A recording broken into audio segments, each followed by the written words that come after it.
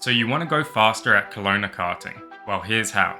Starting with turn 1, you will want to full throttle and lock your steering to rotate and hug the inside wall as much as possible.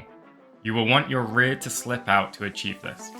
This will set you up for turn 2, which will give you close to a straight line exit without scrubbing off too much speed. Heading into turn 3, our aim is to hit the apex on the inside wall, and then get out wide so that we can maintain full throttle through turn 4 and 5 by giving us the straightest line possible.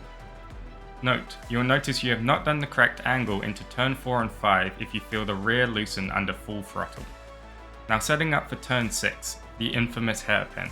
You will want to get out as wide as possible and then lock the brakes to rotate sharply. You'll need to regulate the throttle to regain traction as you exit to the outside wall, preparing you for turn 7.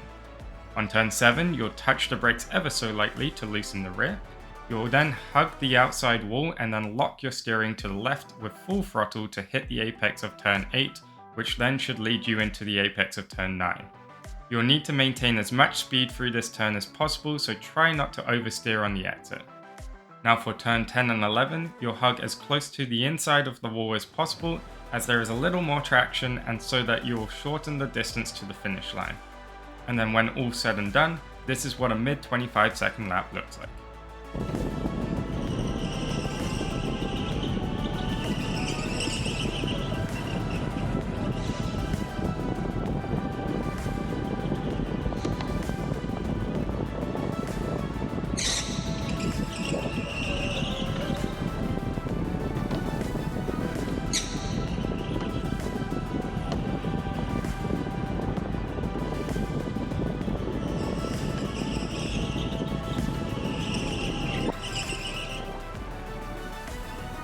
Now if you haven't been to Kelowna Karting, or if you have no idea what Kelowna Karting is, check out my review here.